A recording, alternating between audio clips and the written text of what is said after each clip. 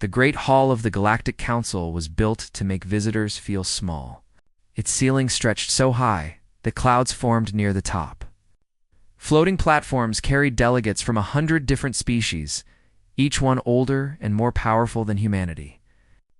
For 200 years, humans had walked into this room with their heads bowed, grateful just to have a seat at the table. Today was different. Admiral Doan walked with his back straight and his eyes forward. His uniform was crisp and clean, decorated with medals from battles the Council had refused to acknowledge. Behind him walked Ambassador Yuna, her face calm but her hands tight around a small data chip. That chip contained the official withdrawal documents. 2 centuries of treaties, promises, and shared history, all of it ending today. The other delegates watched them enter. Some whispered to each other. Others laughed quietly. The humans were always so dramatic, they thought. Always making noise about small problems, but the problems were not small. 6 months ago, the Velen Empire had attacked 3 human colony worlds on the frontier. The attacks came without warning. Cities burned. Hospitals were bombed. Families ran through the streets looking for safety that did not exist. 3 million people died in those attacks. 3 million human lives gone in a matter of days, and when humanity begged the Galactic Council for help, the answer was simple and cold. Humanity's young, High Arbiter Morith had said from his golden platform. His species, the Durrani, had founded the Council thousands of years ago. They saw themselves as the parents of galactic civilization. Young species must learn to solve their own problems. This is how you grow. Doan remembered those words. He remembered the way Morith had smiled while saying them. He remembered the other delegates nodding along, as if 3 million dead people were just a lesson in a classroom. Now he stood in the center of the Great Hall, surrounded by those same delegates. The human delegation requests to speak, the automated system announced. Morith waved his hand lazily. Speak then, but keep it brief. We have important matters to discuss today. Doan looked around the room. He saw the Velen delegate, a creature named Talon, whose species had murdered his people. Talon was smiling. He always smiled. The Council had done nothing to punish the Velen. They called the attacks a border dispute, and suggested both sides try harder to get along. I will be very brief, Doan said. His voice was steady. The United Terran government has reviewed its relationship with the Galactic Council. We have examined our treaties, our obligations, and our history with this body. Some delegates leaned forward. This was unusual. Humans usually came here to ask for things, not to make announcements. We have concluded that this relationship no longer serves the interests of humanity. The hall went quiet. Yuna stepped forward and held up the data chip. This document contains the official notice of withdrawal. As of this moment, humanity is no longer a member of the Galactic Council. All treaties are void. All obligations are ended. All diplomatic ties are severed. The silence lasted 3 seconds. Then the hall exploded with noise. Delegates shouted from their platforms. Some demanded explanations. Others laughed and called it a bluff. The Alari delegate, a gentle creature named Kessa, rose from her seat with worry in her eyes. Her people depended on human trade to survive. Without humanity, her world would starve. This is madness. Kessa called out. You cannot simply leave. We can, Doan replied. And we are. Talon, the Velen, floated his platform closer. His smile had grown wider. Let them go, he said loudly enough for everyone to hear. Humans were never important. They are weak and young. The galaxy will not notice their absence. Doan turned to face him directly. The two stood only meters apart. Everyone watched. You killed 3 million of my people, Doan said quietly. Children, families, people who never held a weapon in their lives. They were in our way, Talon replied with a shrug. Such is war. There was no war. There was only murder. Talon laughed. Call it what you wish. Your people died screaming, and your great council did nothing. What does that tell you, human? It tells you that no one cares about your kind. You are alone in this galaxy. You always were. Ow. Doan nodded slowly. Yes, he said. I believe you are right. We are alone, and so we will act alone. He turned and began walking toward the exit. Yuna followed. High Arbiter Moroth finally spoke, his voice booming across the hall. You cannot survive without us. The Council controls the trade routes. The Council maintains peace. Without us, you will collapse within a generation. Doan stopped at the doorway. He did not turn around. When my people were dying, we called for help. We sent messages to every member of this council. We begged for ships, for soldiers, for anything. Do you know how many responded? He paused. None. Not one ship. Not one soldier. Not even a message of sympathy. No, he turned. His eyes swept across the hall, looking at each delegate in turn. You taught us something valuable that day. You taught us that we can only count on ourselves. You taught us that your laws, your treaties, your promises, they mean nothing when tested. So thank you, High Arbiter. Thank you all. You have shown humanity exactly where we stand. Walked out. The doors closed behind him. In the Great Hall, the delegates argued for hours. Some said the humans would return within months, begging to rejoin. Others worried about the economic effects. A few, like Kessa, tried to warn them that this was a terrible mistake, but no one listened to her. No one ever did. Outside, Doan and Yuna walked toward their shuttle. The sky above was filled with stars that humanity would now face alone. Do you think we did the right thing? Yuna asked. Duhan thought about the 3 million dead? He thought about the children who would never grow up. The parents who died protecting families that could not be saved. I think we did the only thing, he said. They boarded their ship and left the council behind forever, or so they thought. 5 years passed since humanity walked away from the Galactic Council. 5 years of silence between Earth and the rest of the galaxy. The Council expected humans to come crawling back within months. They expected starvation, economic collapse, and desperate pleas for forgiveness. None of that happened. On Earth, Resina Sunwoo stood before the United Terran Assembly. The Great Hall was filled with representatives from every human colony, every space station, every outpost that carried the flag of humanity. They had gathered to hear the 5-year report. When we left the council, Sunwoo began, our enemies predicted our doom. They said we would starve without their trade. They said we would fall into chaos without their guidance. They said we were too young, too weak, too foolish to survive alone. She paused and smiled. They were wrong. The numbers told the story. In 5 years, human scientists had developed new, faster-than-light engines that made council technology look like ancient history. Human factories produced goods cheaper and better than anything the Durrani could offer. Human farmers grew crops on worlds that other species thought were impossible to cultivate, without council restrictions. Humanity had exploded with creativity. The old rules that said humans could not research certain technologies were gone. The taxes that sent human wealth to council coffers were gone. The diplomats who spent their days apologizing for being young were gone. Humanity was free, and freedom made them strong. But while humans celebrated their success, the rest of the galaxy was falling apart. The council had always been held together by careful balance. The Durrani controlled trade.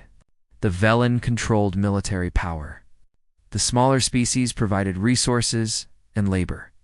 Everyone had a role, and everyone depended on everyone else. Humans had been the glue. No one realized it until they were gone. Human diplomats had spent 2 centuries mediating disputes between species that hated each other. When the Velen and the Korath threatened war, human ambassadors would step in and find compromise. When the Alari needed food, human traders would find a way to deliver it. When ancient grudges threatened to explode into violence, human voices would call for calm. Now those voices were silent. The first war started in the 3rd year. The Valen Empire, confident after their victory over human colonies, turned their attention to the Korath Syndicate. Old border disputes that human diplomats had kept peaceful for decades suddenly erupted into open conflict.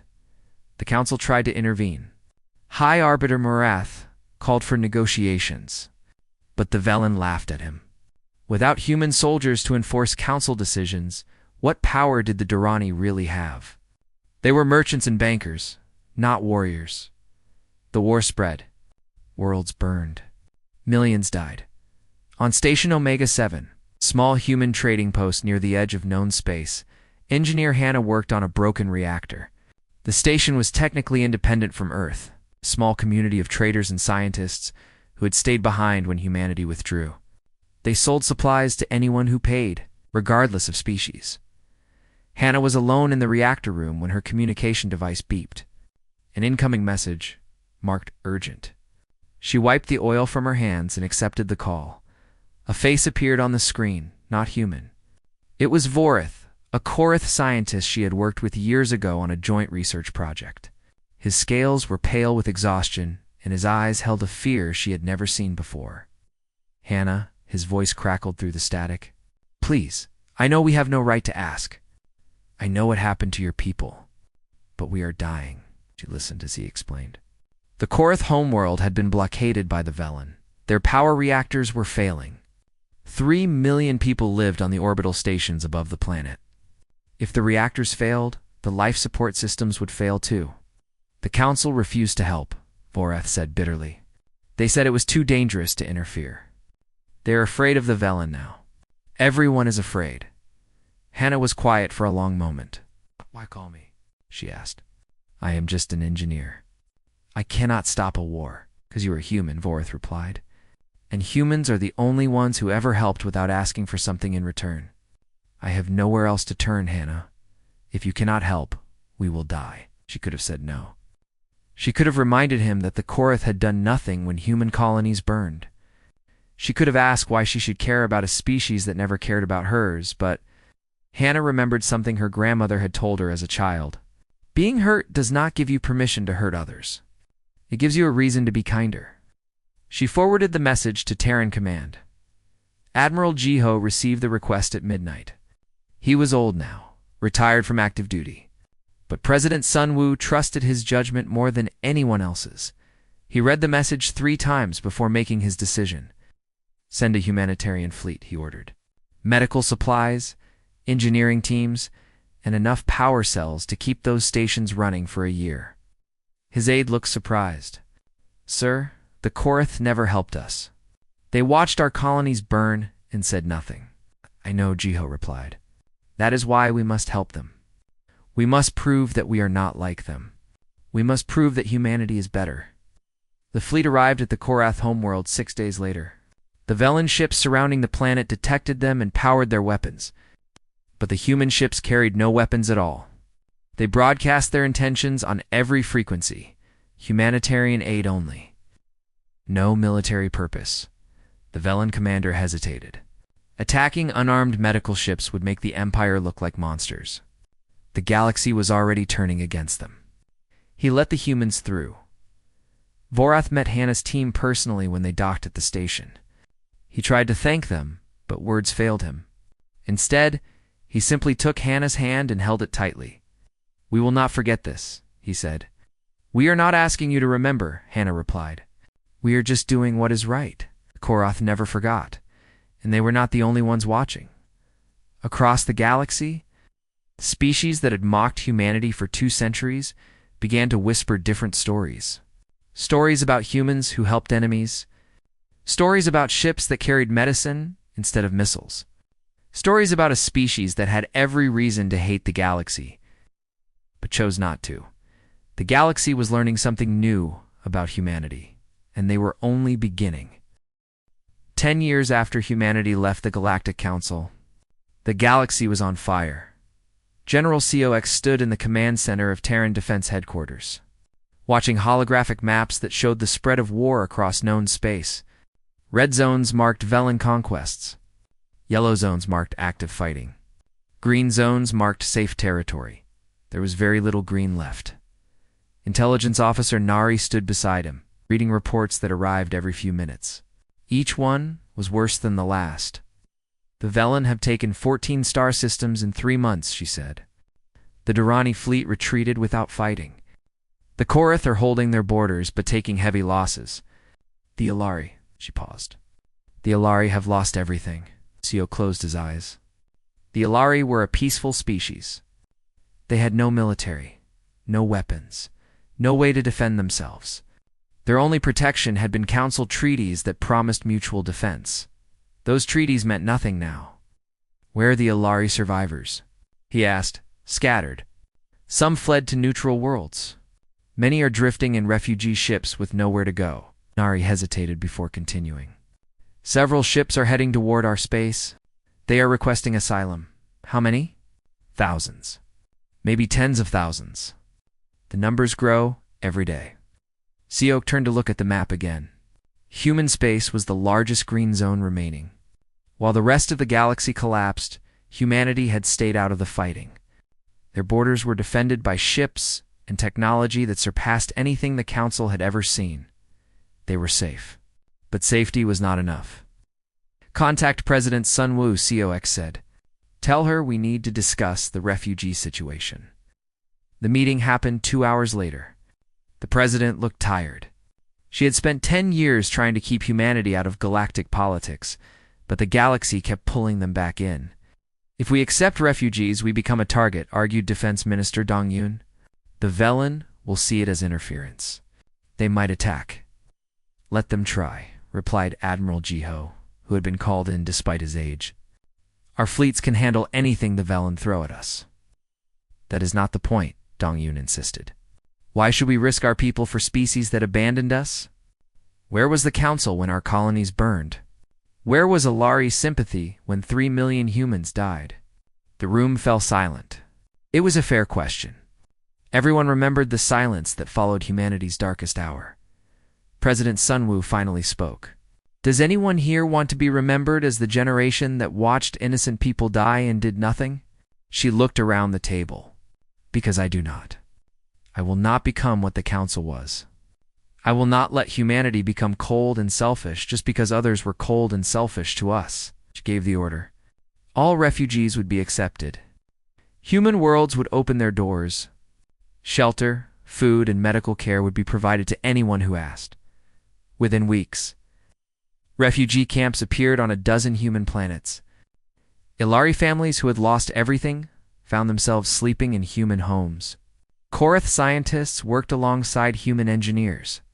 Even a few Durana those who had opposed the Council's arrogance saw it. Safety among the humans.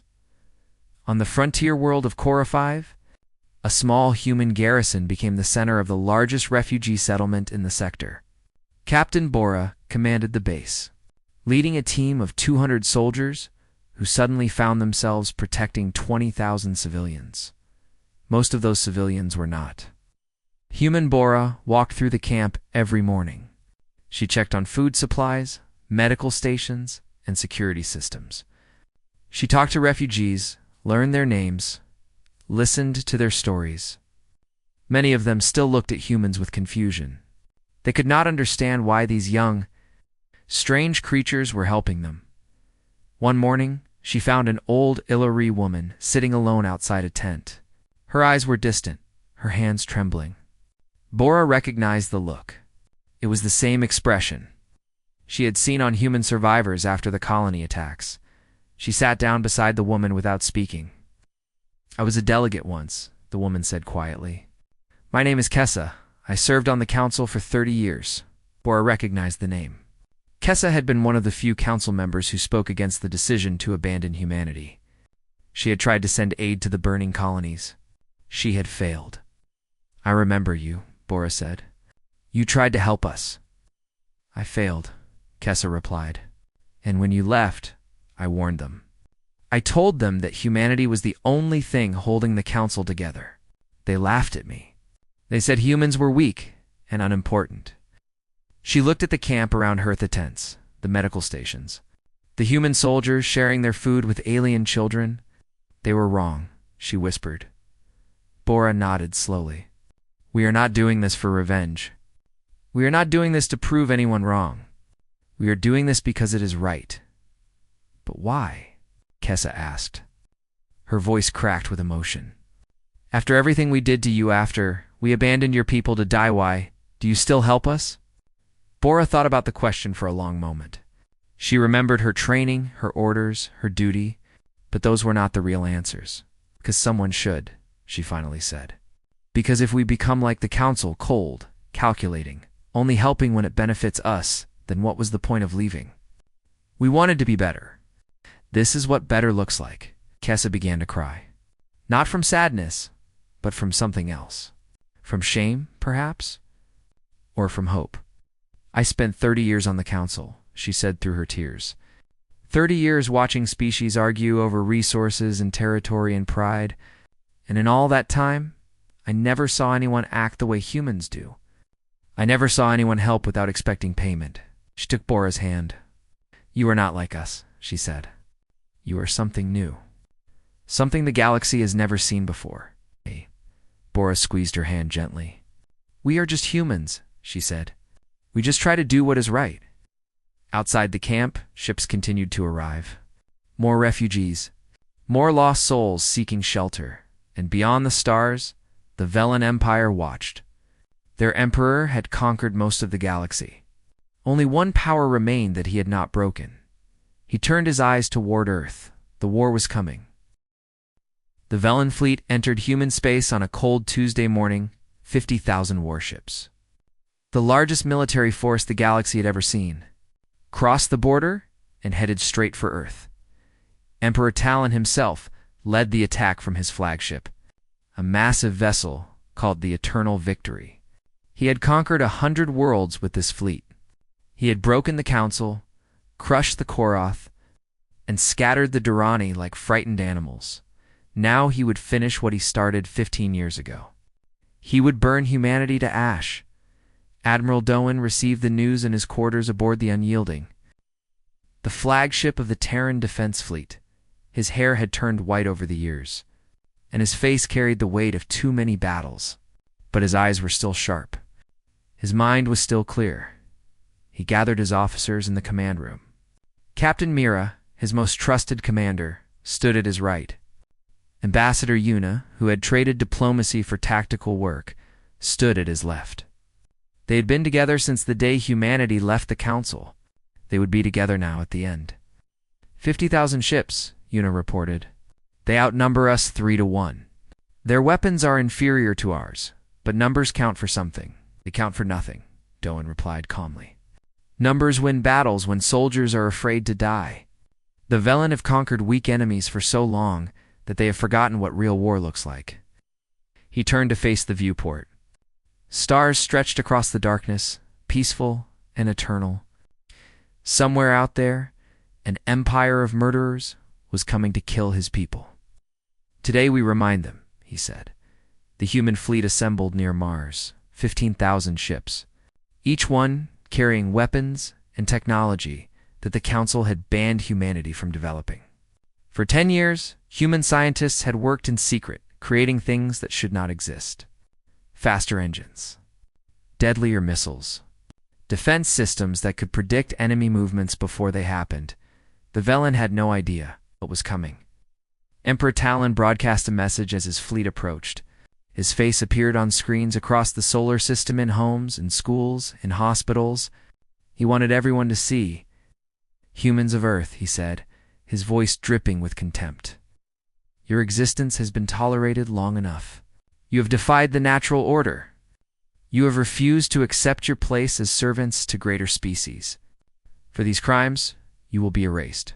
He smiled the same smile he had worn in the Council chamber 15 years ago when he mocked the deaths of 3 million colonists. Surrender now, and some of you may be allowed to live as slaves. Resist, and every man, woman, and child on your pathetic world will die screaming. The broadcast ended. On the Unyielding, Admiral Doan looked at his crew, young faces and old faces. Soldiers who had trained their whole lives for this moment. People who had everything to lose and nothing to gain except the survival of their species. They want us to surrender, Doan said quietly. They want us to be afraid. He pressed a button, and his voice went out to every human ship, every station, every colony in the system. I will not surrender. I am not afraid. And if the Velen want to take our home, they will have to climb over 15,000 ships and 5 billion people to do it. He paused. Remember the colonies. Remember the 3 million? Remember every time we asked for help and received nothing but silence? Remember and fight. The fleet moved. The Battle of Seoul lasted 6 hours. In the first hour, the Velen realized something was wrong. Human ships did not move like any vessels they had seen before. They appeared in places they should not be. They dodged attacks that should have been impossible to avoid. They moved as one creature, coordinated by artificial intelligence systems that thought faster than any living mind. The Velen fired their weapons. Many missed. Those that hit found shields that absorbed the energy and threw it back at the attackers. In the second hour, the human fleet went on offense. Missiles launched by the thousands, each one guided by computers that calculated trajectories in microseconds. Velen ships exploded in bright flashes. Their famous armor, which had stopped every weapon the Council possessed, crumbled under human firepower. In the third hour, panic spread through the Velen ranks. Captains screamed for reinforcements. Soldiers abandoned their posts. Ships tried to retreat, but the humans would not let them. Every vessel that turned its back was destroyed. Emperor Talon watched from his flagship as his empire fell apart around him. He had conquered a galaxy. He had made species kneel before him. He had believed himself invincible. He had been wrong. In the fourth hour, the human fleet surrounded the eternal victory. 100 ships pointed their weapons at the Emperor's vessel, waiting for the order to fire. Talon's voice came through the communication system. It was no longer confident. It was barely controlled terror. "How?" he demanded. "This is impossible. You were supposed to be weak.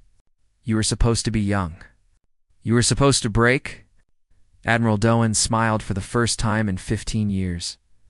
"You taught us something valuable," he said. 15 years ago, when you killed our people and the Council did nothing, you taught us that we could only rely on ourselves. You taught us that kindness would be seen as weakness. You taught us that if we wanted to survive, we had to become strong." He leaned forward. "Thank you for the lesson." The flagship exploded in a ball of white fire.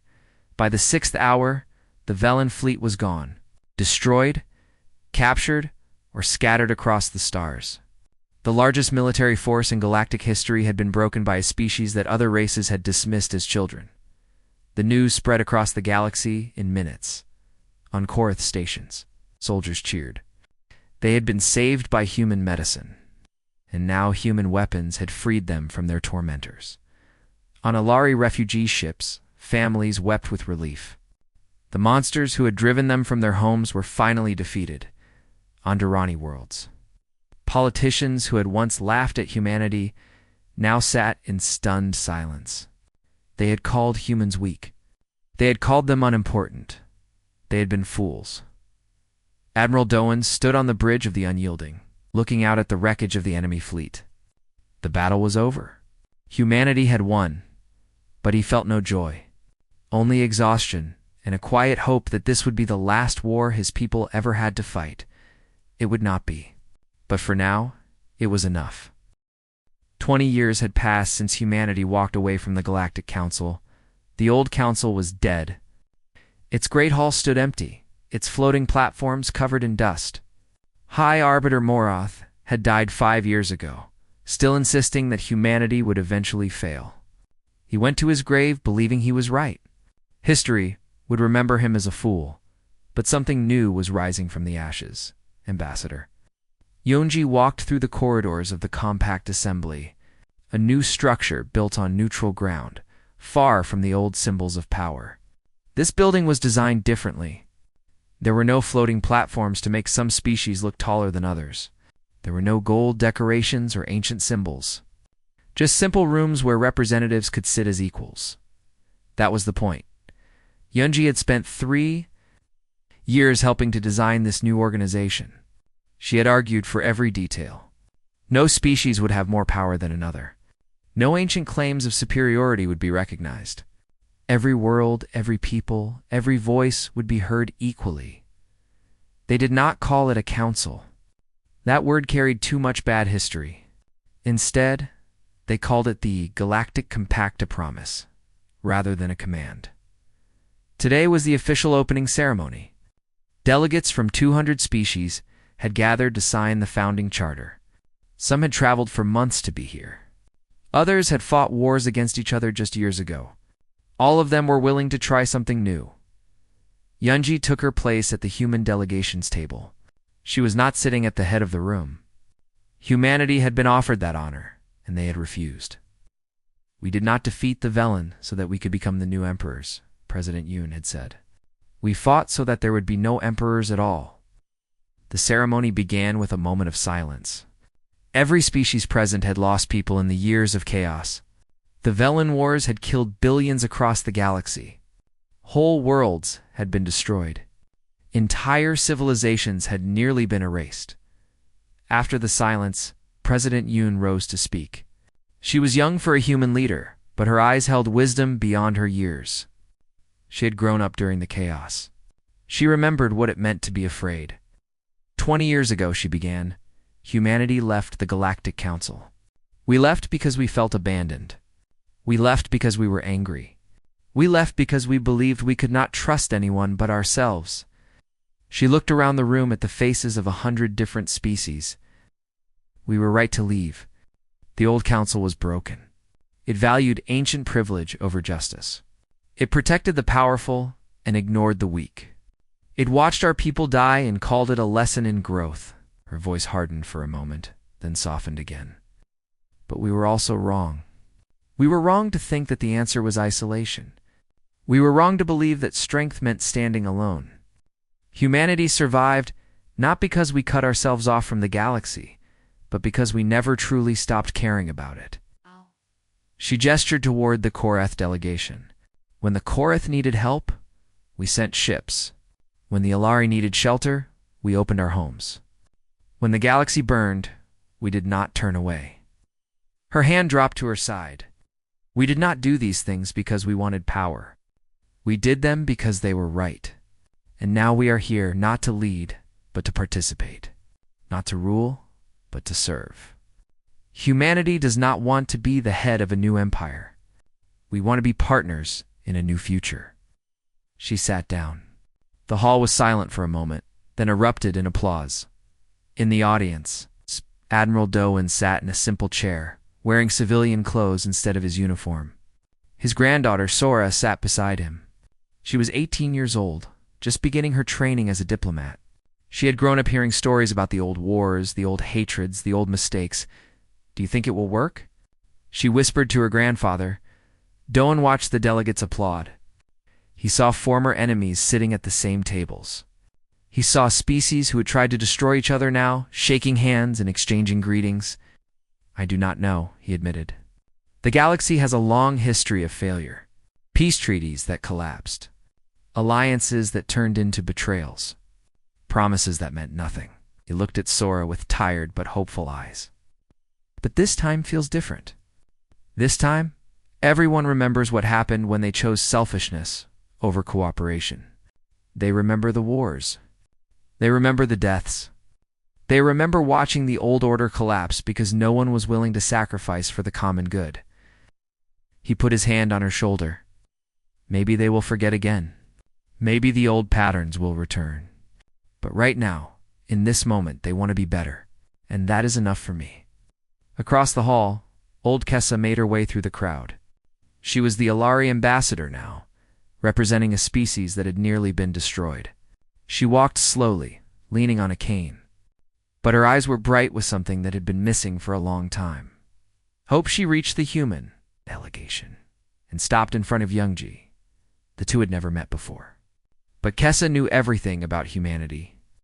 She had spent years studying them, trying to understand how a species so young could be so remarkable. "Thank you," Kessa said simply. "For everything." Youngji smiled. "We did not save the galaxy. We just helped." "Everyone here helped," Kessa replied. "You did more than help. You showed us what we could be. You showed us that strength does not require cruelty. That power does not require domination. That survival does not require abandoning others." She looked around the room at the gathering of species, all of them trying to build something new.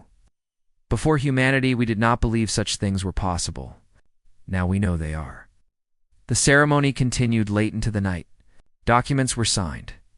Speeches were made. Old enemies made peace. New friendships began.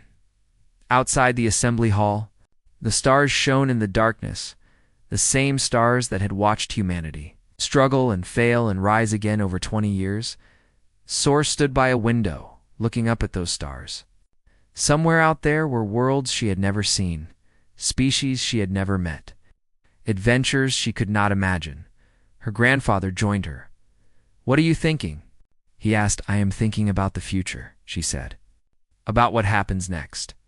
Doan nodded slowly. He had spent his whole life fighting. Now, perhaps the fighting was truly over. "The future is yours," he said. "Make it better than the past." She smiled. "I will try." Outside, the galaxy waited. It had been through fire and darkness and pain beyond measure. But now, for the first time in centuries, there was light. And it had started with a single species who refused to become what the galaxy expected them to be. It had started with humanity.